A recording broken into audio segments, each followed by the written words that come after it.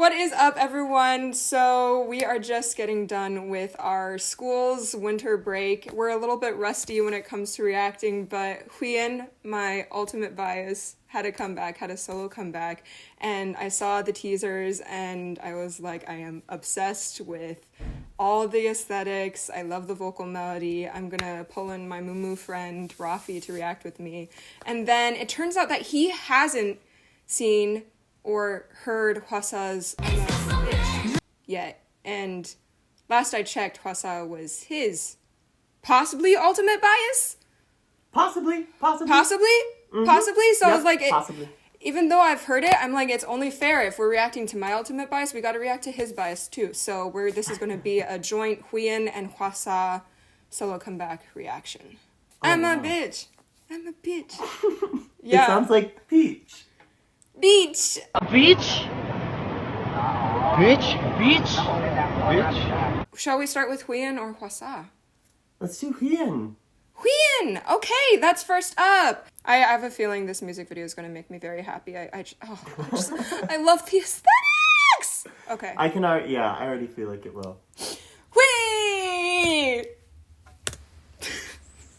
You good? You're going? Yeah. Okay, great. Oh, pretty chords. Major seventh. Descending fifth?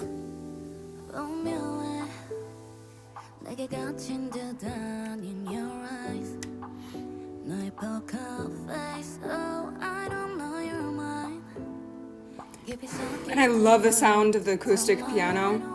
Yeah. Sometimes producers go for electric keyboards when it comes to the sound, but this one sounds very real. Woo! A lot of depth, too. A good bass. Yes.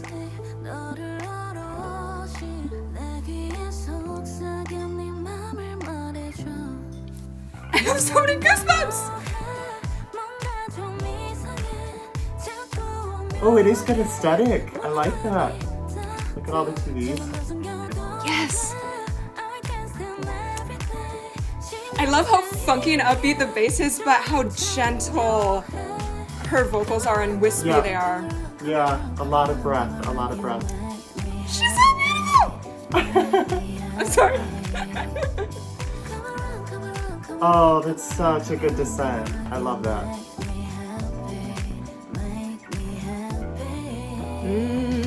Mid-range. What is the instrument we just added in? It's on the quarter notes.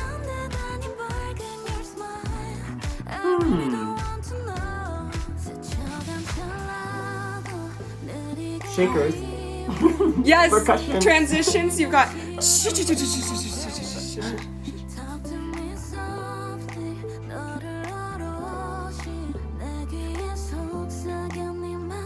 I love how the vocal backings are surrounding us. This is my favorite kind of sound. Is there some static, like distortion? That sounds like maybe synth tuba? Yeah. Something kind of brassy. Yeah.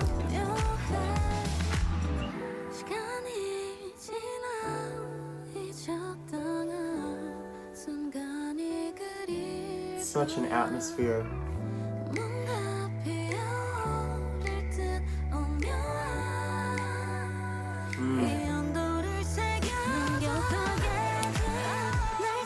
The sound is so full. It is. And it's not overwhelming. Like there's balance. It's harmonious.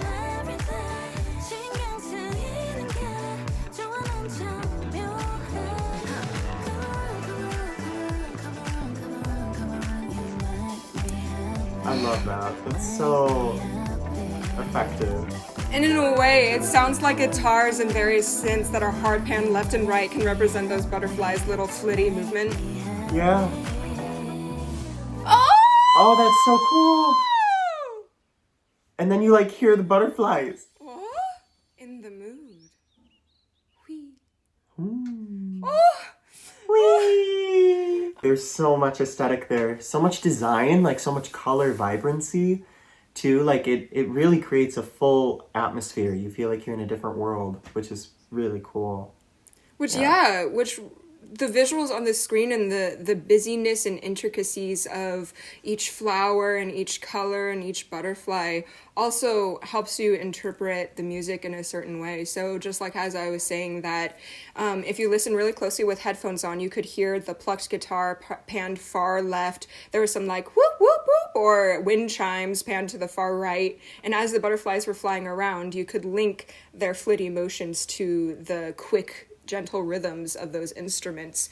And so it really felt like you dived into another world, and it was a world that I personally love hearing because I don't know about you, Raffi, but one of my favorite things to hear in pop music is when we have layers upon layers upon layers of vocal harmony, and it just like it's its own, I was going to say it's its own beast. It's its own thing. It provides counter melody. It provides a beautiful painted texture to the main line. And that's what we had a lot in this song. Yeah.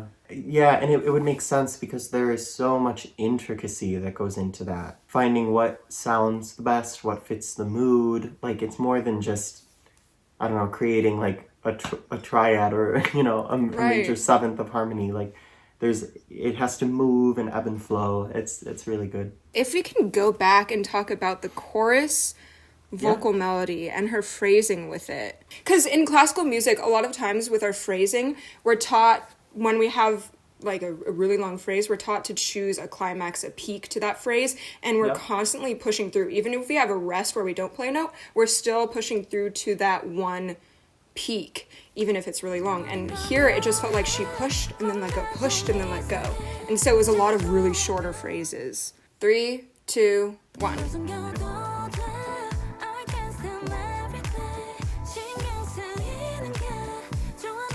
There it felt like the end of the phrases were emphasized since that's when the background vocals came in. Yeah. And you said you like this descent in the melody.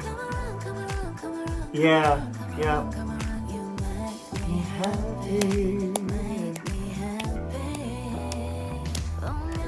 Oops, I think I picked the end of the chorus. I think this is the second verse. Isn't this the second verse? We're at the second verse now, right? Yeah. With that little background vocal run. Yeah. Okay, here's the pre-chorus. Halftime. Oh, I love that harmonic movement there because it interrupts the descending fifths progression that we've been having looped throughout. Yeah.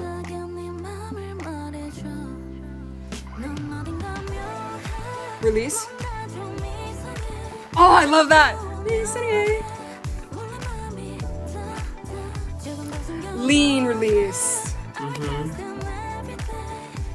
It's happening in what's underneath as well too. With the maybe tuba, right? I think one of the things I'm loving too, and I mean, well, there's a couple things, but definitely like as we're listening to the voice, it's really text painting, which I'm a big fan of because I think it adds like more meaning to the song, you know, for the performer, and then the audience can engage with that. But like when she's saying like whisper in my ear or talk softly to me, like the voice is gentle and there's that breathiness to it. Like there's a vulnerability in the tone, and that just shows to me really great artistry. You know, it's more than just singing. Like there's deeper purpose to that. And on top of that, I believe the lyricist for this song is actually Raffi from Vix, which I don't think I've said anything about this yet, but it makes me overwhelmingly happy to know that the first boy group that I ever stand, or at least a member from the first boy group, is now collaborating with and writing for and hosting Huyen, which is a member of the girl group that I first stand. And she signed to the label under a member of a boy from a boy group that I first stand. It's just like, it's something that you never saw coming. And when the news dropped, especially with Ailey too, who's an amazing vocalist, it makes my heart so warm. Let me double check the writing credits for this. Okay. Lyricist is Raffi, yeah. Hey, sounds like my name. Oh, yeah. The only difference is 2 F's versus a V. This is common. Shall we move on to WHEESA? Yeah. So I believe there is meaning behind why this song is called I'm a Bitch. Okay, someone explained. They said light, bitch by itself is pronounced as, beat. But it is usually put together with a which is a subject marker, so it becomes the light. Or bitchy, bitchy, and it's pronounced like bitch in songs to create wordplay. Okay, so it Yeah, means it's like a light play. and sounds like bitch. It's like a play on words. It's really interesting. Okay, WHEESA in 3, 2, 1. It's like ASMR. Yep, I'd listen to this before I go to bed. So calming. Wow, I could fall asleep. Oh, she's Actually, dripping. this, though. She dripping. Drippin', love, drippin', love. Don't open the door. This might be a continuation from Maria's music video. I know she was in a tub in that one for some time. In water. Hello. Hey, oh, hey.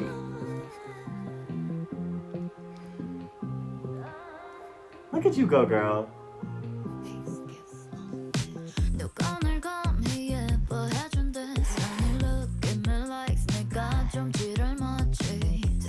Yes, the world is going crazy. And the voice is really zoom in on her voice, and then as the song goes on, we add more and more layers. Yeah.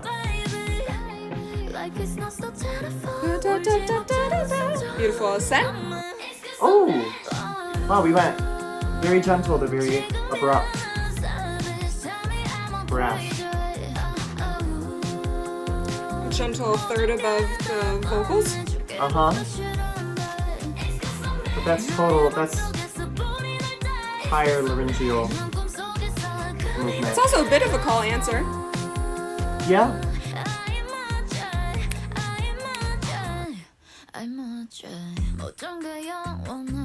Ooh, I like the clapping.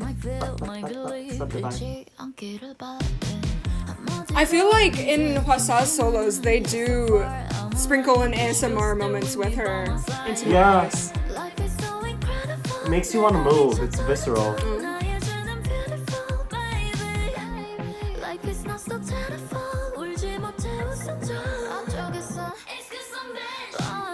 Yeah. Gentle, and then... Oh wait, not yet. Shout out to the choreography. Incredible.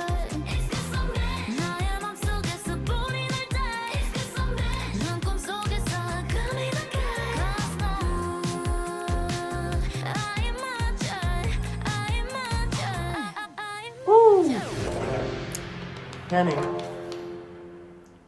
Let's go!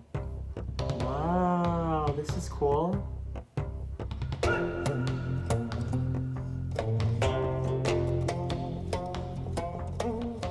Ooh, I love the little... Ooh! Playing with microtones and semitones. Yes, that is innovative. Oh my.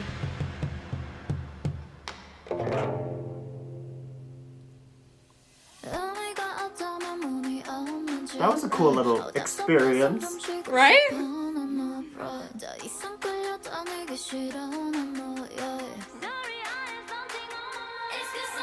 I wonder if that's kept in the original song, because it seems like we got a part 2 to the bridge there.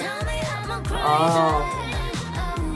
I like how the song like opens up. Like it's kind of like covered and then it's fully open. Yeah. Which Oh, maybe we're is adding in what some electric guitar. she's feeling.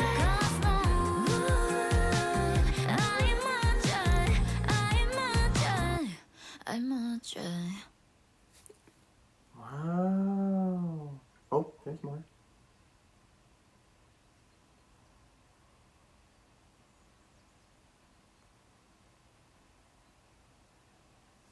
Ooh.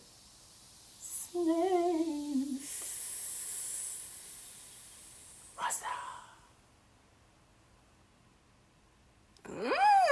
I'm here for it. It's a yes from me. Why is this a yes for you, Raffi? She, like, flawlessly and what seems effortlessly went through such a vocal journey. Like, this is not easy stuff. I mean, she starts the song in kind of like a head voice and mix register, and then it erupts into this, like, belt, like she's belting. Yeah, like, that's the larynx lift for that. And then she's able to mix it throughout the song with, like, vocal fry into, you know, staying in the core of the voice, like enough breath, subglottal pressure, like that. She's a really, really good singer. And I will translate that into a non-vocalist terms by saying I like the contrast in dynamic singing, which is basically what Raffi just said, which is the da-da-da-da with the ooh, nice and soft head voice. Okay, nice and soft head voice. I mean, she journeys through several registers in some of the phrases. Like, that's right. Cool. I gotta say, my favorite part of the song is the second. Well, of course, the dancing with the, I believe it's Kaya something. I will put the correct pronunciation here. Of course, I love that, but for the pop part of the song, I love the second verse because that's when they really played around with taking all the production out just to focus on WHEESA's ASMR voice and then putting everything back in. And they did that several times throughout the second verse, which really changes up the spatial experience, and it keeps you on your toes, and it keeps you hooked in and listening really closely to the song. The bridge after the dance break was also nice because that mainly focused just on background vocals and her, I believe. Mm-hmm. I'm gonna double check that real quick. Yes, I love this part. Yeah, the clapping with the beautiful background vocals. And then after this, the way it stays captivated. Yeah. And it's the chorus right that changes, right? It's like dim, and then we open up. I love that. That's because they take out the bass and they take out the percussion, and then suddenly it all comes in together. And it's like a little bit more woofy, and then there's like clarity. I love that.